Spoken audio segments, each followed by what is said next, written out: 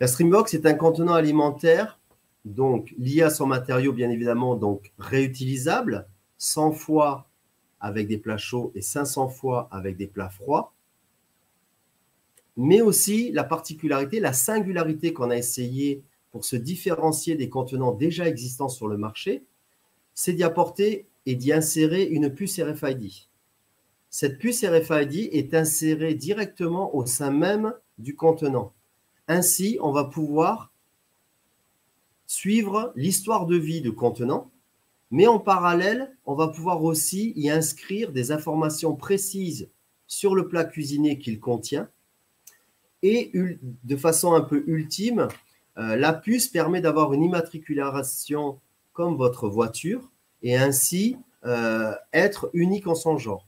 Lorsqu'on réunit ces trois éléments, eh bien, nous avons finalement dans une boucle de réutilisation les informations nécessaires pour gérer, pour faire des suivis, pour faire des gestions de stock, pour optimiser finalement votre boucle de réutilisation de contenants réutilisables avec les Streambox. La puce RFID, l'exemple le plus parlant, c'est qu'en fait, lorsque vous allez avoir une boucle de réutilisation, que vous allez devoir produire 500, 1000, 5000, voire 10 000 repas par jour, vous allez devoir gérer vos stocks et savoir où sont l'ensemble de vos contenants. Parce qu'au moment où vous créez vos contenants, vous mettez vos plats cuisinés dedans, en même temps, vous avez ceux de la veille ou de l'avant-veille qui sont servis chez vos utilisateurs. Et en même temps, quasiment, vous avez les contenants qui datent de 3 ou 4 jours qui sont en train d'être reconditionnés et lavés. Et ainsi, cette puce vous permet de suivre l'ensemble de cette logistique et de gérer au mieux tous vos flux. De ce fait, nous avons créé un logiciel ERP qui permet, avec des systèmes de tracking et de scanning, d'être sur différents points de votre boucle de réutilisation en contact permanent avec vos contenants Streambox et ainsi gérer au mieux l'ensemble de votre traçabilité. La boucle de réutilisation, que vous avez nommée Streamloop, se compose de 3 éléments clés. Le premier, c'est le traiteur, la cuisine centrale qui génère les plats cuisinés. Le deuxième point, c'est l'utilisateur, celui qui va consommer ces plats cuisinés. Et le troisième point, c'est l'unité de lavage, de reconditionnement qui va permettre finalement de nettoyer et d'hygiéniser vos contenants pour être finalement renvoyés à la cuisine centrale ou au traiteur professionnel. Entre chacun de ces points, vous avez des logistiques liées à des transports, à de la collecte et à de la manutention.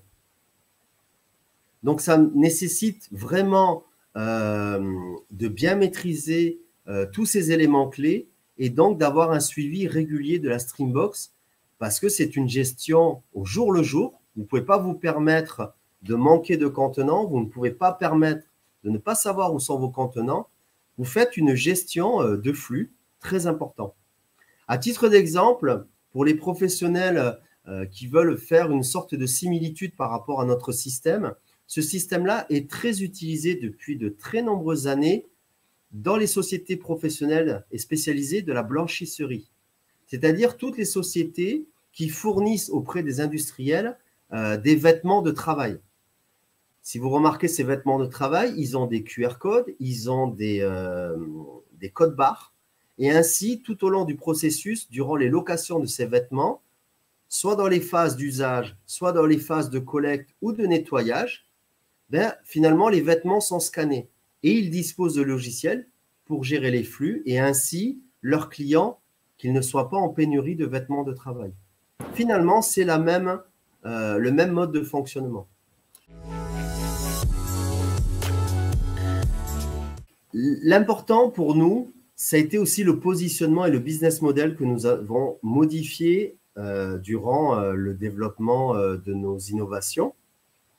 C'était de dire, nos streams, quand on voit la complexité de la Streamloop, comme je vous l'ai expliqué tout à l'heure, avec tous ces points précis, cette logistique, ces transports, cette manutention, Du coup, Nostream ne pouvait pas se positionner comme un simple vendeur de contenants réutilisables. En fait, nous avons défini des offres globales, produits-services, où nous allons vendre nos contenants, mais nous allons aussi aider ou mettre en place des solutions de collecte et de lavage avec nos clients. Donc, on a vraiment une offre globale, produits et prestations de services associés.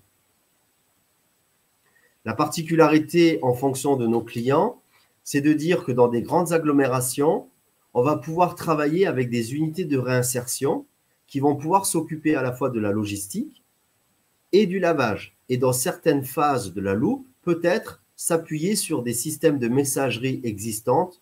Il y en existe en fonction des grandes agglomérations, une multitude sur le territoire. L'idée vraiment de Nostream, c'est de s'appuyer sur des compétences, des logistiques, des moyens techniques déjà existants. Ça, c'est très important parce qu'en termes de business plan, ça ne va pas avoir un impact énorme sur nos investissements. Le plus gros investissement que nous avons réalisé, c'est des moules industriels pour générer nos fameuses barquettes connectées. Maintenant, on s'appuie sur de l'existant et donc sur une économie circulaire de territoire avec des systèmes qui vont nous permettre d'organiser et de gérer cette boucle de réutilisation. À titre d'exemple, sur le secteur de la communauté d'agglomération de Pau, nous travaillons depuis plus de 2 ans avec l'unité de réinsertion Béarn Solidarité qui fait partie de la Croix-Rouge et nous avons créé une cellule spécifique pour le lavage destinée à laver, reconditionner et gérer la manutention de l'ensemble de nos contenants réutilisables. Et donc, on s'appuie sur de la réinsertion professionnelle et donc on est vraiment sur une économie de territoire.